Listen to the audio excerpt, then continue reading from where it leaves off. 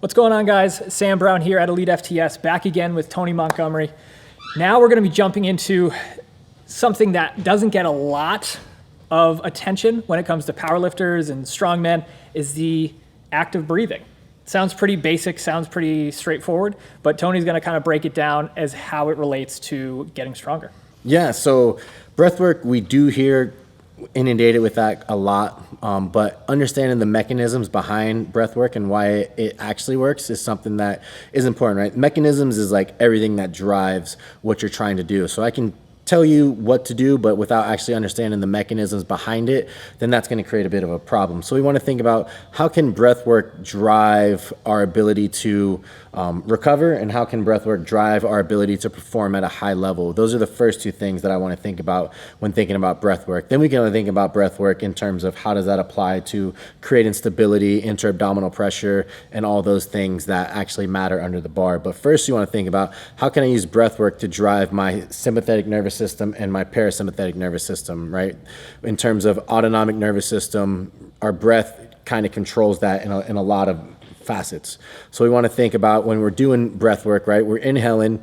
As we inhale, our lungs expand, our diaphragm contracts down, so the diaphragm gets smaller, and that means you have more room for your heart to grow just a little bit bigger, right? So as the diaphragm goes down, the heart gets a little bit bigger. When that happens, the connection to your brain tells your heart it needs to beat a little bit faster because it's a little bit bigger, so we need to get more. So that's going to be a sympathetic arousal, right? And that's going to create more dopamine. So that's what we want to do whenever we're starting to get ready for a big lift. And when we think about that, how can we drive more dopamine? How can we drive more sympathetic arousal? That's all going to come from the inhale. So doing something like a Wim Hof type of breath method can allow you to create a lot of dopaminergic drive so that you can get under the bar, so that you can perform at a high level. Or say if you're sleepy, if you're having an issue getting up, doing some type of off-put of carbon dioxide through some fast and aggressive inhalations and then exhales, that can help improve some of that dopaminergic drive. So to be something along, are you familiar with Wim Hof breathing? Yes. Yep. Yeah. So do you want to demonstrate the breathing? Because I can do it, but I look like an idiot. But no, it's really just a matter of you just taking a really big inhale. And it's just that rapidity of movement and breath work that's going to create more sympathetic arousal. And then you'll realize that after you're doing it, so it's 30 breaths in and then a long exhale, that's going to create a lot of drive. That's going to get you super ready for any type of lifting or any type of thing that you have to do.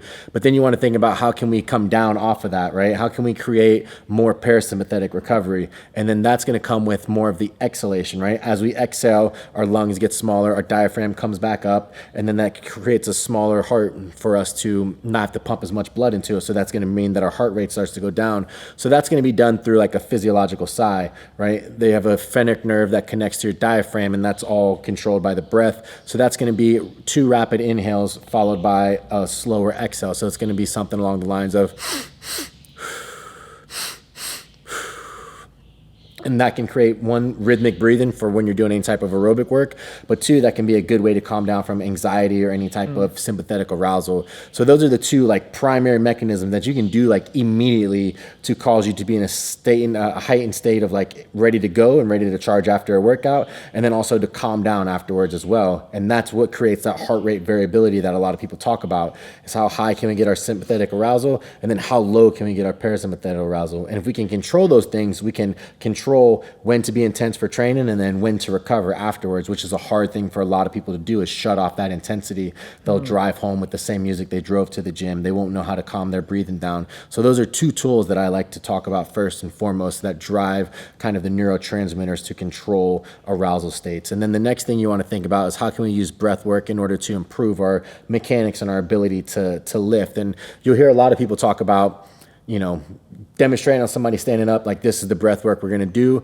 But when that becomes an issue is when you're actually under the bar, under load, right? When we're in that extended position and we're in a squat rack, that's going to look completely different with where your rib cage is and some of the dysfunctions, right? If you have poor external rotation, that's going to pull that rib cage out. So why aren't we practicing breathing drills with that in mind, right? telling someone to breathe horizontally or belly breathe, even though the lungs aren't located in the belly, right? It's like, that doesn't really do anything standing up. How do you transfer that over into sport? So we want to find exercises that allow us to transfer that over into sport. And that's one of these band dead bugs that I like to do that I'm going to have Emma demonstrate, is that's going to allow us to get that shoulder flexion, right? And then that's going to allow us to get that rib cage moving in conjunction with that. So when we do get in that position, that extended position here, right, that rib cage isn't going to flare up to follow it because we've been practicing with the exercises that we've chose. Awesome. Let's see it. All right, Emma, come on down. All right, so she's going to lay on her back here. Hands are going to be facing towards the band, right? So she's going to lay down, grab the band with both hands. All right, so you can do it that way with the neutral grip. You can also do it with an extended grip, where you're going to be in that extended position. So from there, we want to think about, okay, how can we get that rib cage pulled down? So if you have someone that has poor external rotation, you'd want them to be in externally rotated position. But for her, she has good shoulder rotation, so the neutral one is going to be fine. So rib cage is pulled down. We're really thinking about trying to push that lower back into the floor as much as we can, right? And then we're going to think, okay, when they get into that squat position and they externally rotate back, their rib cage gets pulled open.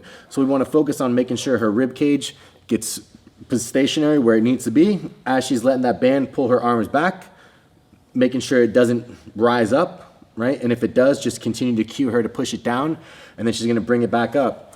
And then we're going to think, okay, well, now we need to get the legs involved because the legs are involved in a squat. So then she's going to lift her knees up, right? Really focusing on still trying to push that down, and then she's going to spread both of them at the same time, right? Making sure nothing pops up, and then back up. Perfect.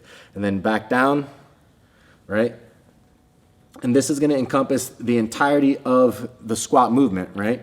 This is going to be the bottom of a squat. This is going to be what a squat looks like when you finish. If we can maintain that right position the entire time, then she's going to be able to maintain that under load, right? If we can't, you're good. If we can't do that, understanding that the diaphragm, right, is like these two lunar muscle groups here, right? If they're not able to allow that person to have rigidity in one side or the other, then we can really focus on doing some type of breath work where they'll do a twist and breathe to try to expand into that rib cage, and that'll start to open that up. So if you have someone that's like twisting in their squat, that's going to tell you that it's more of a breath thing in their rib cage than it is mostly anything else outside of that external rotation. So if we can open that up and we can start incorporating things that dynamically carry over into the movements, then that's a breath work that's actually applicable to the athlete, right? Having someone do stuff in a stationary position when their movements aren't stationary doesn't seem to have the transfer that you want. Absolutely. And what I like about this is that you're providing that stimulus in a way that it's like you're practicing what you're going to be doing later on, right? Which again is when you hear breath work, you think like legs up on a box, dark room, yoga. Right. Like, but like, okay, no, you need this breath work if you want to get under this bar. Right.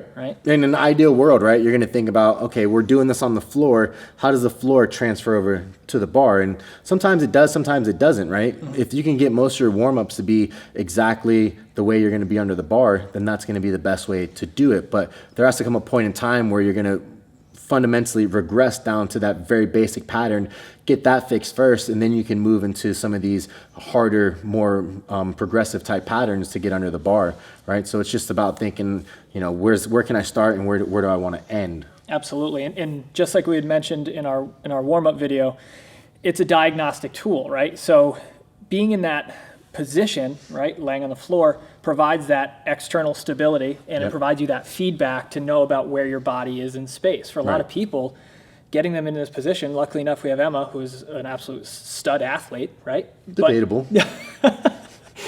But what you'll find is that people just are never in those positions, or they're just unaware that their body can be in those positions. And what we know about like externally stabilizing something, that's going to allow us to isolate more a little bit better, right?